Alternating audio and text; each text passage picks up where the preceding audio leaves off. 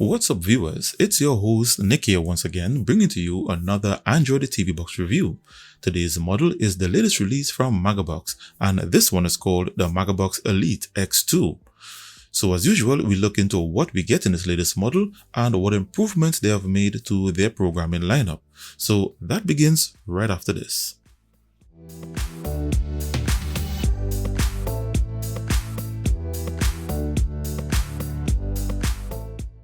And welcome back.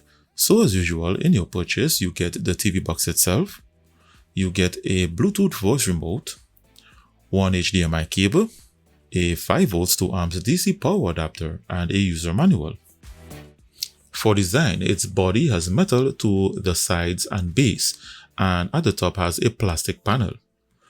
For I/O, it has one HDMI 2.0 port, one gigabit LAN port, one optical audio, a reset button, its DC power socket, and its external antenna connector. On the side, it has two USB 2.0, one USB 1.0, and a micro SD card reader. To its front has an LED display, and to its base has four rubber feet with ventilation holes. When you start up, you have a Magabox animation, then you're taken directly to the launcher. This launcher has a simple design with large main icons and a shortcuts bar here at the bottom. At the top, you have a home and apps section, and below you have your system settings, file browser, one-click memory cleanup, internet speed test, and a quick uninstall apps shortcut. Not mentioned in the manual is how to pair the Bluetooth remote. You simply press the left and right buttons on the direction pad at the same time for 3 seconds, and the power LED will start blinking. While blinking, use the direction pad to navigate to the Bluetooth settings and pair to the remote.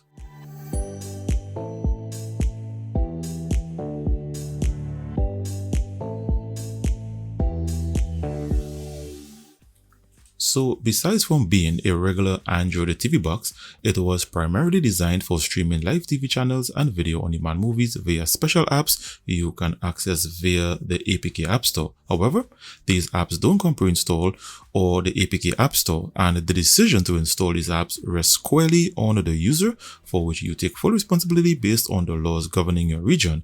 Not even the APK App Store comes pre-installed, so take note of the disclaimer. For demonstration purposes, I installed the APK App Store, and these are just some of the apps you can install from external sources. The main ones here are the Live TV app that provides 5,002 live TV channels across various countries around the world.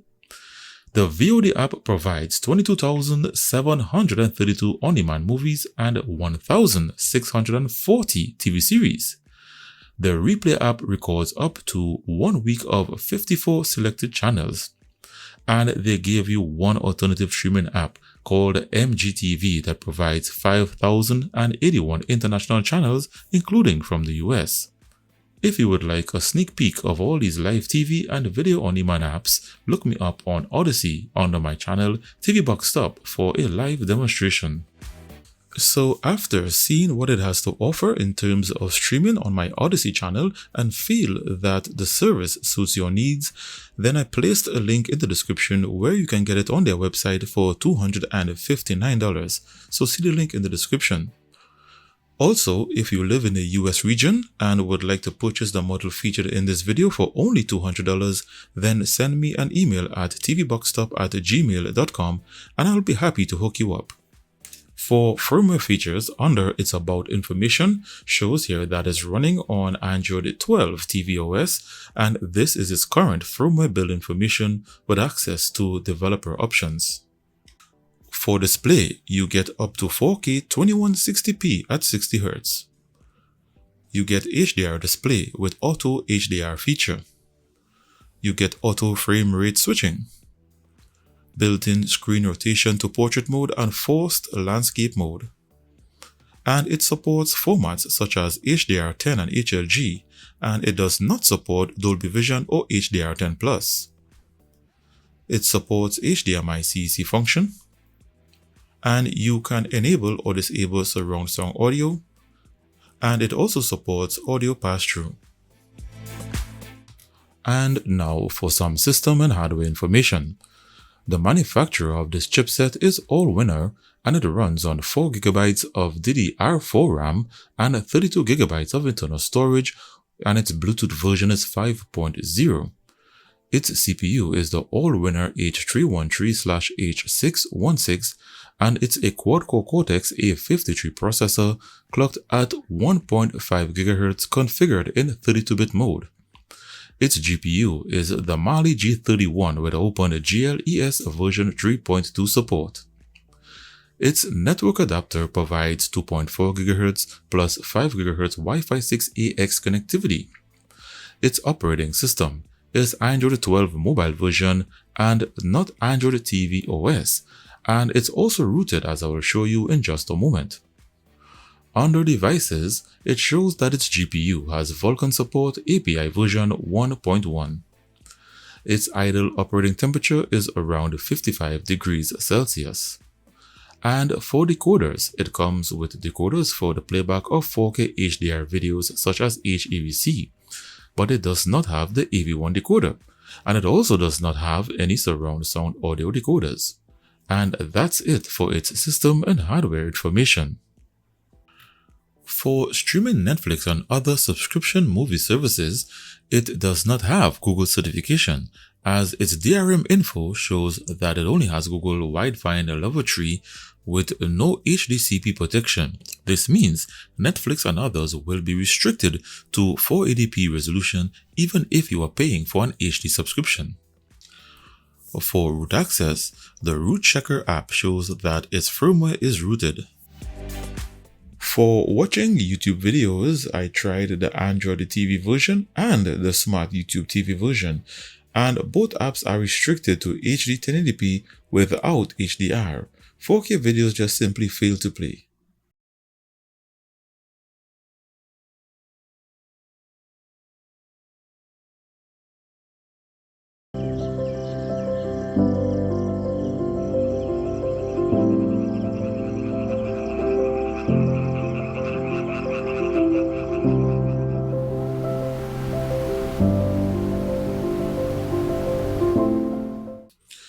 With 4K videos, in the settings area it indicated that it supports HDR10 and HLG. However, this is not the case.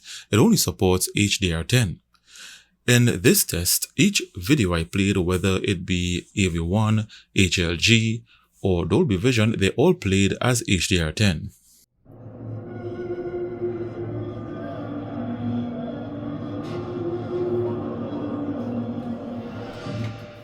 This AV1 video fails to play due to it not having any AV1 decoder.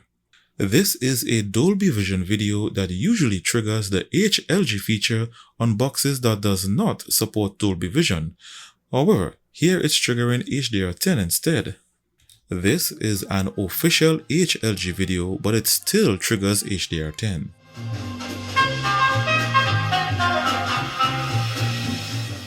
For surround sound audio, it does not have any built-in decoders, but it does support audio pass-through.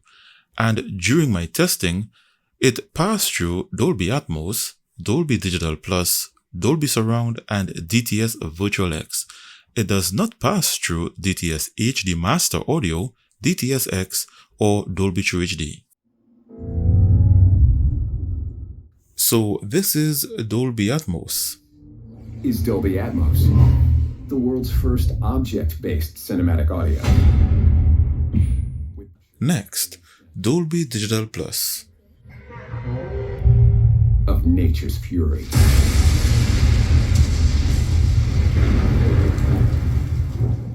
When you try to play a DTS HD Master Audio and a DTS X video, you get DTS Neural X instead.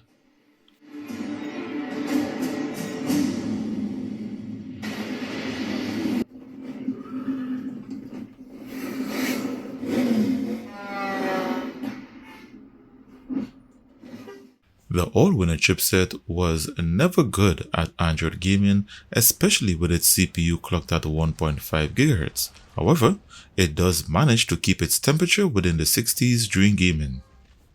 On the positive side, this is the first Android box I got to work with the GameSir G8 Plus.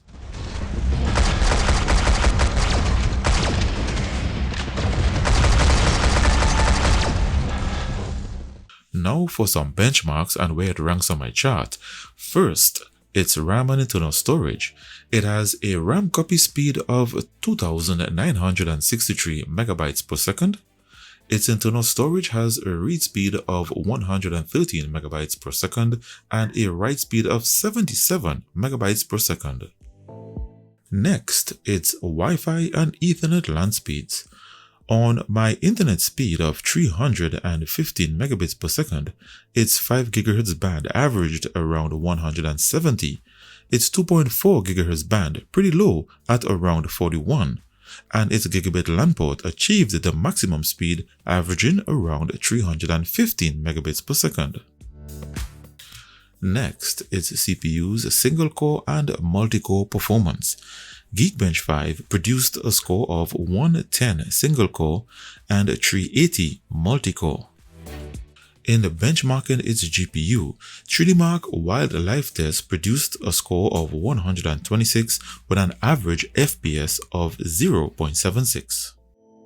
And for its Antutu benchmark, I could only get version 8 to work, and it produced a score of 70,728.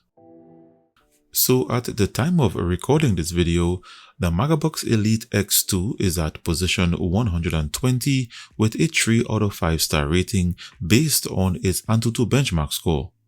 So if you would like to view this chart, see the link in the description below this video. In summary, the Elite X2 in terms of its hardware is the same as all the other all-winner models. There is nothing too special there.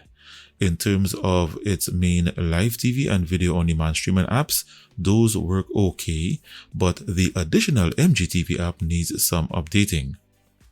So after seeing what it has to offer in terms of streaming on my Odyssey channel and feel that the service suits your needs, then I placed a link in the description where you can get it on their website for $259. So see the link in the description. Also, if you live in the US region and would like to purchase the model featured in this video for only $200, then send me an email at tvboxstop@gmail.com and I'll be happy to hook you up. So special thanks to Magabox for sending their Elite model for review. If you like this model, give it the thumbs up. If the information in this video was of value, then click the subscribe button and the notifications bell to receive notifications each time I release new videos, offer one of these boxes at second-hand prices, or decide to do a giveaway. Thanks for taking the time to watch this video. Stay connected and see you in the next one.